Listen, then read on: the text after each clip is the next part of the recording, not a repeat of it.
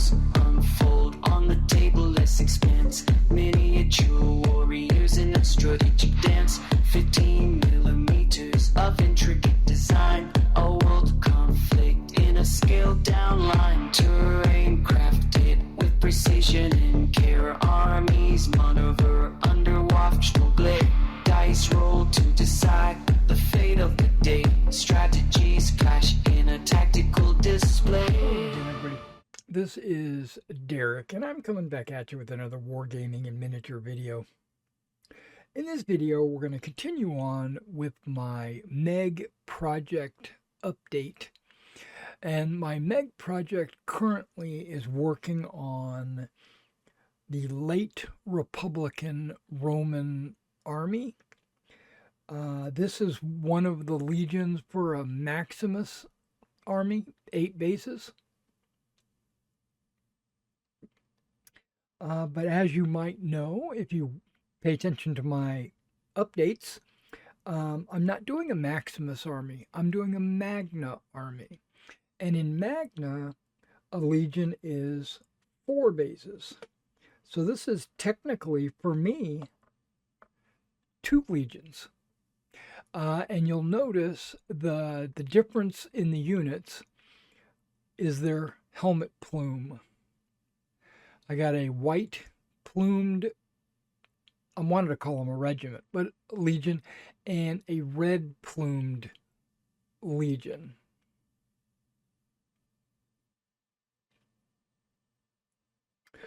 Okay, these guys are in the wrong legions. There we go. Got that squared away. You'll notice that the little big men shield decals are the same across both legions. That is, I've been doing 1 decal per Maxima legion, and then I've been splitting them with plume colors for my Magna legions. Now, if I was doing a Pacto legion, it would just be 2 bases. So this would be 4 legions in Pacto. But we're just playing Magna, which is the mid-range, and this is what we've got. The figures are mostly Old Glory, but there are a couple of non-Old Glories in there, like a standard and a musician. Could very well be Cromartie, because they're that 3D printed plastic. And then there are at least one of these figures, I think, not the guy kneeling. I think he's Cromartie as well. Actually, I think all these are Old Glory except for 2 figures. But I do have a number of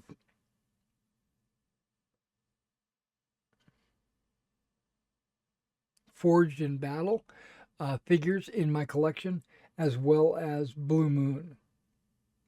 But yeah, but these guys are all Old Glory except for a couple of them. You'll notice that their togas are a linen color. And on these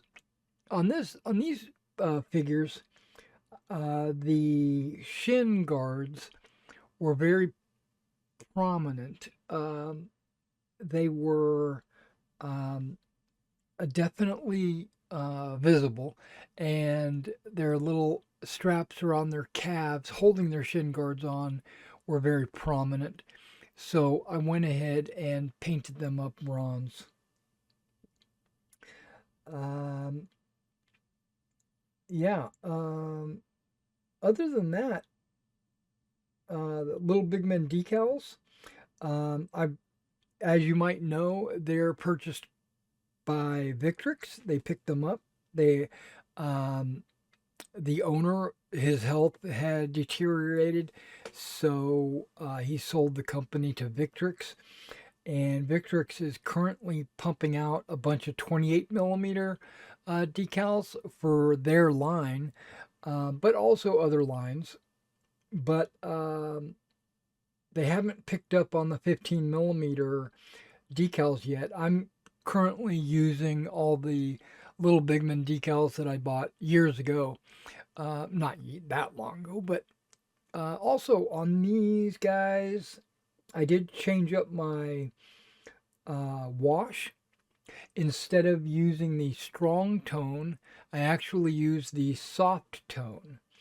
I thought I would take a look to see how it worked on the linen and how it worked on the chainmail and the blue of the shields. And I think soft tone works really good.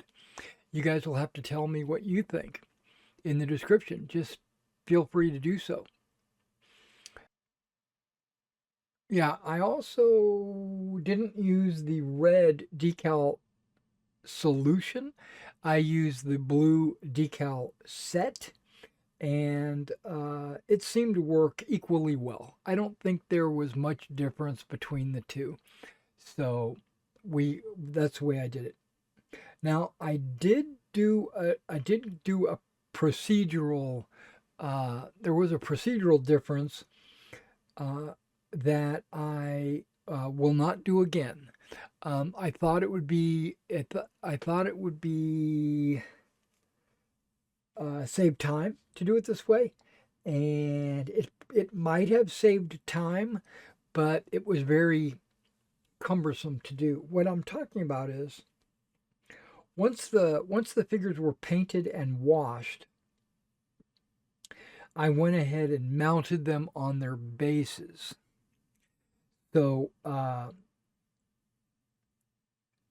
and as the glue holding them to their bases were drying, they weren't completely dry. While it was drying, I went ahead and applied the texture paste to the base. Um, and then once the texture paste was dry, because it dries 30 minutes to an hour, I mean, the texture paste is pretty quick. Once it dried, then I went in and did the matte varnish. I did the matte varnish after the figures were glued on their base and the texture was applied because I thought it would be uh, quicker to allow the texture and the varnish to all dry simultaneously instead of leaving them on their popsicle sticks and then matte varnishing them. And then once that matte varnish dried, then gluing them onto their base, waiting, texturing, waiting, and then putting the flock on there. So, yeah, I tried to overlap it, and I've decided I'm not going to. I'm going to go back to my original way just because um, it feels more natural and less like because see when I was putting the texture paste on, I wasn't even sure if the glue had dried yet, and handling the figures, I was afraid I might bust them off or if they might fall off the base or something. Um, and then the texture, the it was harder to get into all the little nooks and crannies with the matte varnish. Now it wasn't completely hard because these guys aren't like sitting on top of each other, but it was different, you know, and I didn't like it. My gut told me that I didn't like it.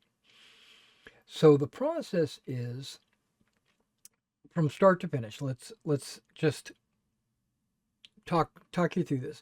And this is fine. This is, this is why you come to these videos, to hear me ramble. But I open a package, right? I dump the figures into a cereal bowl that I have. I've got this cereal bowl that I use. It's plastic. I've had it for years. I take it to my sink and I add hand soap. And using a 1-inch trim brush from my household collection, I agitate the miniatures in the soap and water. Then I drain the soap and water. I add more water and more soap, and I do it again. I do that about 3 times, and then I add just water, no soap, and I agitate it because I know there is still soap residue on the figures. And at this point, I'm trying to get the soap residue off, not just the mold release. And then I will do that about 3 times until the water stops bubbling.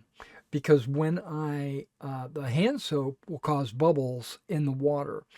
And as I'm agitating, of course, there's going to be bubbles just from the agitation, but I'm talking about bubbles from the soap. When I don't see any soap film, when I don't see any soap bubbles, then I realize, okay, these guys are good to go. I drain them, and then I put them on a towel to dry momentarily. Then I bring them into my office and I put them on the table wet and I let them dry. Now, while they're drying, I will get a popsicle stick and I will get some 3M double-sided foam tape, and I will put about 6 to 8 squares, about 10 millimeters apart, 10 by 10, on the popsicle stick. And then once I get all the popsicle sticks done that I need for my unit, I'll set them off to the side. Once the figures are dry, then I will take a file, and I will, a big file. I'll get this file and I will file the bottoms of the figures, because a lot of times there will be burrs or mold lines on the bottom of the figure. And then I'll get rid of those and I'll make sure that they stand up on their own on the table. And once I get that figured out, then I take an X-Acto knife and I go over, I visually inspect each model, and if there is any snakes, burrs, mold lines, imperfections in the mold, or whatever's going on the figure, if it needs to be corrected, I will correct it with the X-Acto. And then I will take the figure and I will stick it onto that double-sided tape, about 6 to 8 models per popsicle stick. So far, so good. You followed along. And then I will either spray prime it or I will brush prime it. I usually only spray prime when the weather is good outside, or if there is a huge amount that I need to do. Like when I was doing my Germanic barbarians and I had literally hundreds of models to do, I took them outside and sprayed them for the primer. But that's unnecessary. I don't have to spray prime them. I can brush prime them. And I usually use Vallejo primer And there's three colors I use. I use white, light gray. It's just called gray, but it is technically light gray, and German red brown. Um, the red brown is the best color for ancients, in my opinion, and World War II. It's just because of the dark, gritty style of painting that I do on those types of figures. The brown is really good. If I'm doing 99% of my Napoleonics and medievals, I could use the gray. But every now and then, when I need a really bright color, I will prime with white. Almost never, but sometimes I'll prime with white. Like fantasy figures, a lot of times I'll prime with white. Okay, so once the figures are primed, either a spray or a brush. If it is a spray, I'll bring that popsicle stick up and I will look it over to make sure the entire model got primed. Because sometimes with a spray, you don't get you don't get behind the shield or under their skirt or whatever. So then I will take some brush primer and I will go over all the figures just to make sure everything is primed.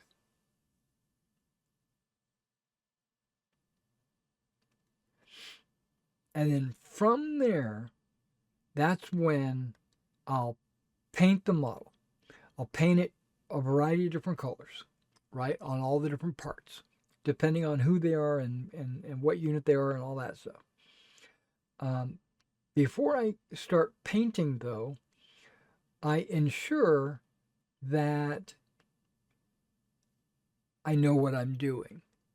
I look up references and documents, and I even read books that tell me what colors are supposed to be where, especially when it's a unit that I haven't done before, or if it's like an unusual army for me, like I don't do them on a regular basis. I will make sure that I look it up to make sure I'm not forgetting something. And as I do that, I will go through my paint, through all of my paint collections, and I will pluck out the paints that I will be using on the model. So, like, as an example, this unit right here, I got out my blue, I got out my linen, I got out my flat red, my chainmail silver, natural steel, new wood. I got my leather out, and my old gold, and yeah. And so I got all these colors out, and flesh, right? Can't forget that. And then I set them on the table in the order that I'm planning on using them. I know it's all pre-planning, right? I put them on the table in the order that I plan to use them on the model. Then I go down the line, pulling the paint out, mixing it up on my palette, painting. And then once that color is done, if it's not going to be used later in the process, I'll put the paint away. Then I'll go to the next color, do the same thing, put the paint away. Now, if I paint something and then realize that I have to wait and I'm going to use that color again later down the road for whatever reason, then I'll put it back in the order on my table. That accomplishes a couple of different things. It lets me see, well, easy access. I can just grab the paint and go, but it also lets me visualize how close to completion I am because how many paints I've used. So now once I've gone through all the paints and the model is ready for a wash,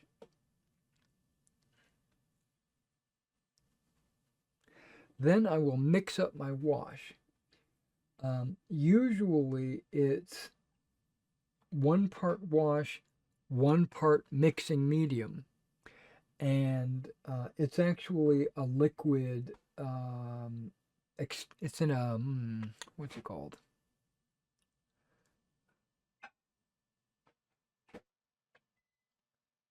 It's not technically a medium. It's a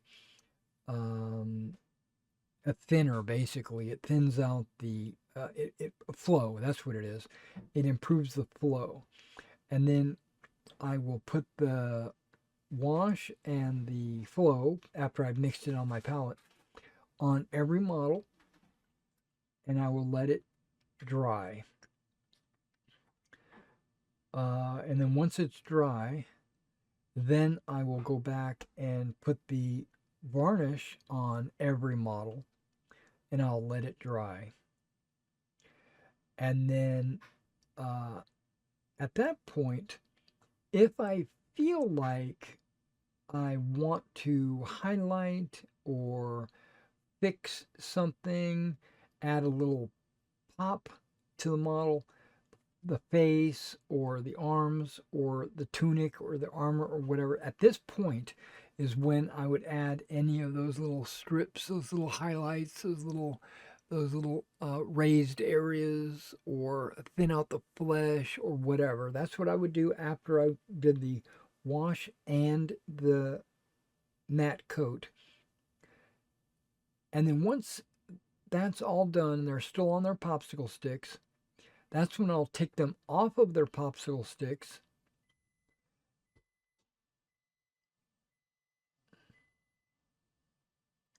and then I will take the popsicle sticks that still have the residue of the 3M tape, and I will peel the 3M tape off of the popsicle stick, whatever I can. I'm going to try to clean it up as best as I can and reuse those popsicle sticks. Because I don't need to. They're so cheap that you could buy hundreds for just a couple of bucks. But why not reuse them if you can, right? So that's what I do. I reuse them. And then now once they're off of the popsicle sticks, I make sure the bottoms of the figures are completely cleaned of the 3M tape, because a lot of times there'll be residue on the bottom of the figure. So I'll clean all that up and I'll sit them on the table so that they can stand on their own. Okay, and once they're all on the table, they can stand on their own. I get the bases out and I put the Mod Podge onto the base, and then I take the figure and I place them into the Mod Podge on the base where I need the figure to go, using my tweezers and my fingers and whatever else I can use, and I'll position the figure where I think it would look the best, and then I will set them off to the side and just let that dry. Mod Podge takes longer than Elmer's to dry, about double the time actually. So, but it's okay. I mean, it's just another type of PVA glue. It just has a little bit of resin mixed in with it. That's all. And so it could be Elmer's. It could be Games Workshop. Any PVA glue will work.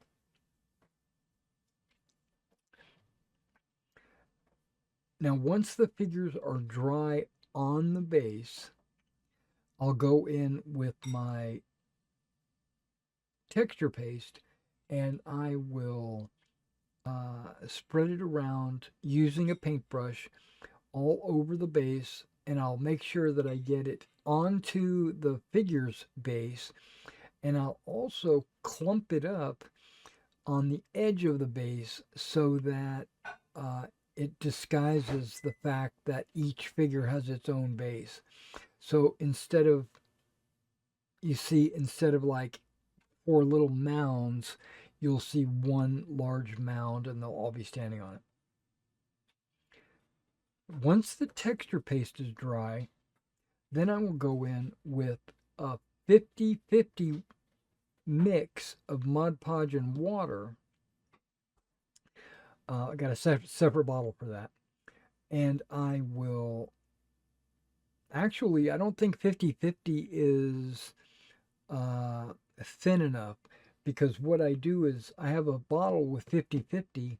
I put that in my palette, and then I add additional water to it, like another 10-20% more water. So it's probably closer to 3 to 2. 3 water, 2 Mod Podge. I stir it up, and then using a brush, I put it on the base, and I try to only cover half or less of the base with the PVA water mix. And I also make sure that I ensure that I touch the bases of the figures that might not look natural. If I can see the figure base, I'll make sure I hit it up a little bit with the Mod Podge, because I know that when I sprinkle the static grass on there, that it'll help disguise that imperfection, right? Lately, within the last 6 months or so, I've started to use shaker bottles like this, right? And I took all my blocks and I put them in these shaker bottles. This is a spice rack shaker bottle, and it's got a shaker top and a big open top. Well, I just pop the shaker, and once I get the glue on there, I just take it and I shake the grass down.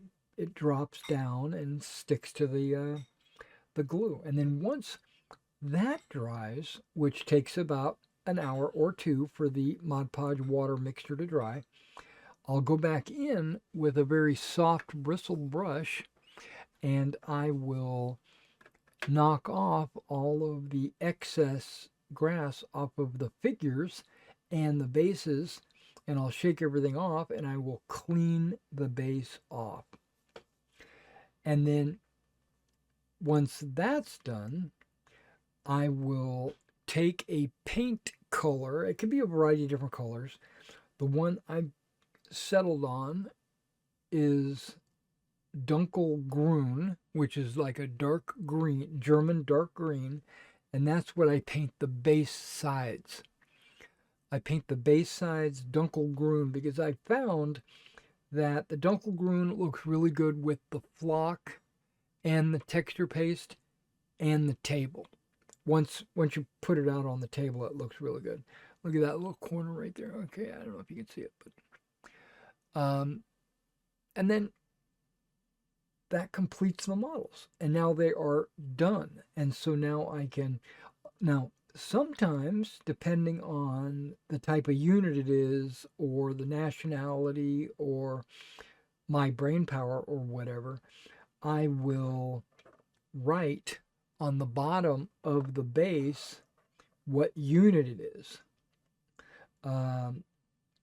Usually when it comes to Napoleonics, because they have so many different regiment colors and regiments and nationalities, I'll put like British 8th Regiment, or French 4th Light Regiment, or something like that on the bottom. just to help me later in the future keep track what unit that is. But if it's like a Roman legion, it doesn't really matter what the number is or what regiment it is, or if I didn't follow some predetermined legion paint scheme or something like that, then I'm not going to write anything. But like when it's the high pass fits, I probably won't write that on the bottom. I think I might have, but um, like when it's Cretan archers versus another type of archer versus another type of slinger, Balearic slinger, or um, a Greek slinger or whatever, I might write that on the bottom.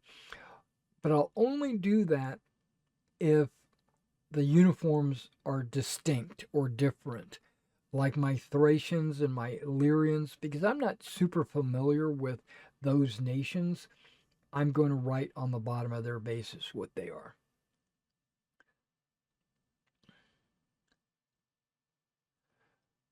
All right, now, because this is a project update, I've got two additional pieces of information other than this Legion and that whole rant about all the paint process.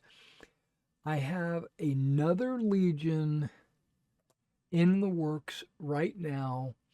The only thing I've done is the shields, which I'll tell you right now, doing the shields is a chore, right? That's an all-day project just to do the shields. So I've got the yellow shielded unit in the works. Actually, the shields aren't done because I still haven't done the bosses, but that's okay. I do that at the same time I do their shins and their helmets because that's all the same color. So I've got that yellow unit going. It should be done within a few days.